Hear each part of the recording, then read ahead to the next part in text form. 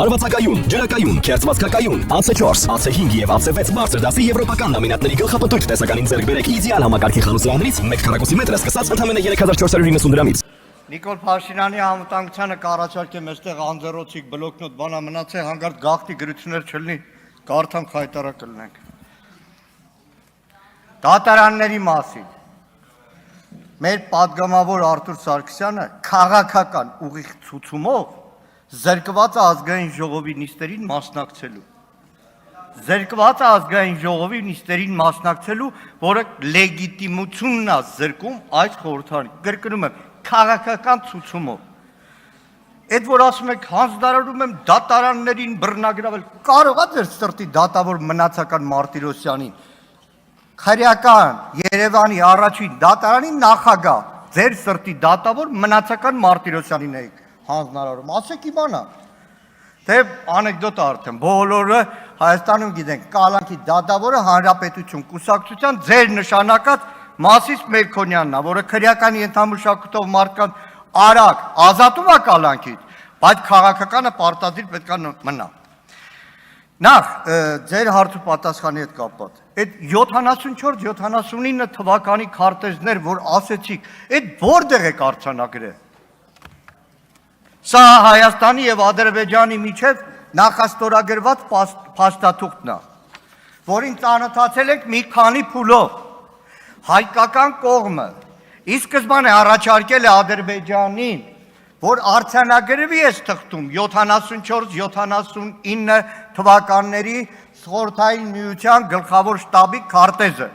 Ադրբեջանցիներն ինչ են արել, մերժել են, դրանից հետո հայկական բանագնացներն ինչ են արել, հլուրնազանդ լսել են Ադրբեջանի մերժումը եւ այս փաստաթղթում չկա։ Սահմանագծման սահմանազատման համատեղ հանձնաժողովի աշխատակարգն է։ Կա այստեղ 74-79 թվականի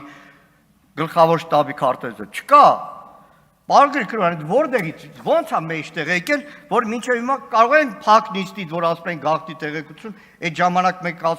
մեզ ասել եք ուշադիր չենք եղել։ Գալով կառավարության ծրագրին։ Ճիշտն ասած, կառավարության ծրագրի մասին կարելի էր երկու նախադասությունով սահմանափակվել։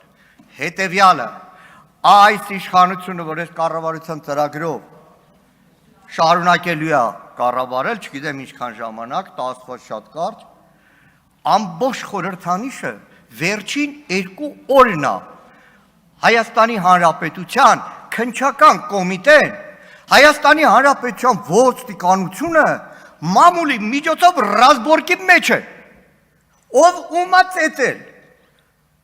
ով ումա ծեծել, քննչականը ծեծել է, թե ոստիկանն է ծեծել, այսինքն երկիրը բերել, հասցրել են այս վիճակին, քննչական կոմիտեի նախագահն այս դալիճում ռազմորկ այրանում, ՔՊ-ը չէ ժամանակով Ղազարյան, ՔՊ падգամավորի հետ, թող իշքան փողը առել, սա է այս իշխանության ամբողջ կառավարման համակարգը, բայց դե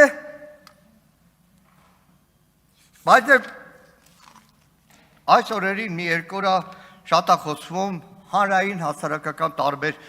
շահագրգիռ, այդ թվում ՔՊ-ական, մերձ ՔՊ-ական շրջանակներից ներսի այդ բանն է, էլի իշխանությունների մեջ միշտ ինչ որ փուլից հետո փողի պատճառով, ազդեցության պատճառով, տարբեր պատճառներով ներքին խմորումներ կան։ Շատ է խոսում Սուրեն Պապիկյանի հրաժարականի պահանջի մասին։ Ես 2-3 օր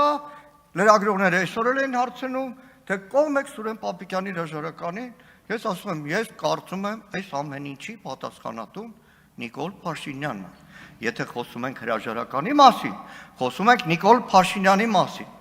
Նիկոլ Փաշինյանի հրաժարականի մասին, որտեղ այն ինչ որ կատարվում է այսօր զինված ուժերում, համակարգային է։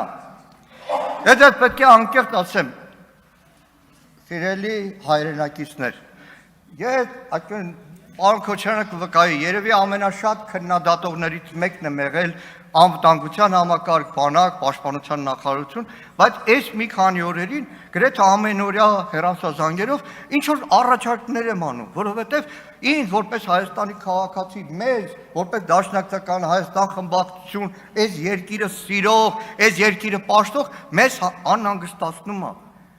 Հիմա այս իշխանությունը մի քանի օր Նիկոլ Փաշինյանը կրկնում է այն, որ իր չսիրած այդ նախկինների, չինովնիկների բառապաշարը 100% նույնը, ինչա բանակը հասարակության հայլին է։ Չէ, բանակը հասարակության հայլին չի։ Դեռ 13 թվականին Սեյրան Օհանյանը ականջը կանչի, Սեյրան Օհանյանը հատուկ որոշմամբ արգելել զինված ուժերում տեղի ունեցող դեպքերը ձևակերպել իբր բանակը հասարակության հայլին է, բանակը լրիվ ուրիշ օրգանիզմ է, որը կառավարել է պետք ուղղահայաց ձևով եւ ոչ թե ֆեյսբուքյան ռիլներով։ Իսկ այսօր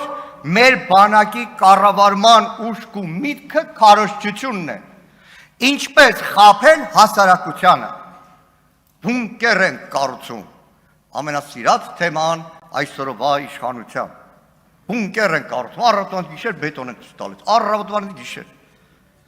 բայց դեպքը որ լինում է, մեկ էլ ասում են քպուր են դրել բանի համար, քնելու համար,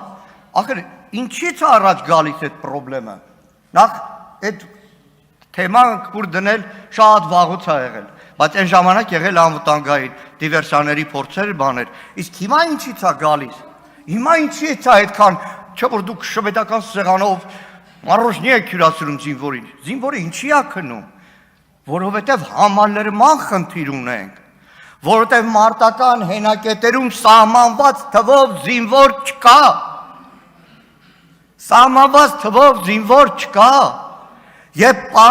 պատճառ է դառնում, որ մի ժամվա փոխարեն 2 ժամ լինի, լավ, երկրորդը հասկանում է 44 օրյա պատերազմից հետո Հայաստանի Հանրապետության սահմանները մոտ 500 կիլոմետրով ավելացել էր, բայց խնդիրը լուծել էր պետք, դրա համար է, որ վարչապետի պաշտոն է զբաղեցնում, պաշտպանության նախարար եւ ձեր փայլուն գլխավոր շտաբի պետը, այն օրը պատմել եմ, ստեղ ոնց մի օրվա մեջ մենակ մի անգամ Սեյրան Օհանյանին գովալու համար բռնեցի մի քանի ամսվա պաշտոնավարողին պաշտոնից հեռացրեցի։ Մյուսը անկարգապահությունը, լավ, իրարա հաջորդ հասկանում եմ եղել է դեպք, 20 թվականի հունվարին, չգիտեմ ով է հիշում, մի քանի դեպքեր եղան, վթար եղավ, բան, ամենակիչ եղել էր պաշտպանության բանակում, ինչ արեց Նիկոլ Փաշինյանը, որպեսզի իրան Facebook-ում չքննադատեն, պաշտպանության բանակի հրամանատարին, որ 1 տարի էր պաշտոնավարած, հանեց Facebook-ում, որ իրան չքննադատեն, ոչ թե մտածեց զինված ուժերի մասին, անվտանգության մասին, ոչ թե այն ժամանակ արդեն այդ ահազանգերը կար, մտածում էր թե քտի տակա լինելու Ադրբեջանի ագրեսիան, որը իր հետևանքներն ունեցավ, բայց դա ուրիշ հարց է։ Մյուսը ատեստացիայով է հպարտանում։ Լավ, 2 զորամաս, հիմա անուններն չասեմ, երկրորդ բանակային կորպուսում եւ երրորդում, որտեղ այս վերջին շրջանում դեպքեր են եղել, քանի հրամանատար է պատասխանատվության ենթարկվել։ Մի հատ Սուրեն Պապիկյանին հարցրա, թե այս սպաների անմիջական հրամանատարությունից քանի օքին է ատեստացիա անցել, քանի կոպեկի արժեք ունի դրանց ստացած ատեստացիան, եթե ճամբարակի ողբերգությունը կարող լինի, իրար հաջորդ դեպքերը կարող լինեն, որովհետև ատեստացիան ձեր համար խուսափումն է զինված ուժերի բազային աշխատավարձը բարձրացնելու, ուղղակի հնու հնազանդ սպաներ ունենալու հարց ունեք, ոնց որ բազմաթիվ սպաների քաղաքական պատճառով, նույնիսկ այս ընտրություններից հետո հեռացրել եք զինված ուժերից։ Դեռ շատ առիթներ են ունենալու խոսեմ, բայց վերջում։ Այս ամբիոնից ես մի քանի անգամ խոսել եմ Բաքվի դատավարության մասին։ Խոսել եմ Հայաստանի Հանրապետության ուղղված սպառնալիքի մասին, որ այնտեղ այդ մարդիկ չեն, այդ մարդկանց դեմ չի մեղադրանքը ուղղված, այլ ուղղված է Հայաստանի Հանրապետության դեմ։ Այսօր մեր գործընկերուհին հրապարակեց եղբորս ուղերձը,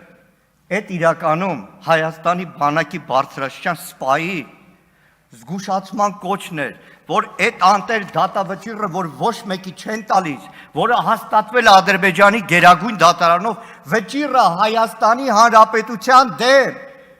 վաղը էդի դեմ են տալու մեր երկրին, այն բոլոր տարիների համար, այս ամբյոնից նորից զգուշացնում եմ, Ադրբեջանի հետ այս համաձայնության բոլոր հայցերը հետ է քաշում, բայց հիշեք, Ադրբեջանի գերագույն դատարանը հաստատված որոշմամբ դատավճիռ ունի Հայաստանի Հանրապետության դեմ։ Դրա համար մի քանի օր շարունակ մենք պնդում էինք, որ Թուրքիան եւ Ադրբեջանն են Հայաստանի Հանրապետության սպառնալիք։ Մնում է սպառնալիք, այսքանը։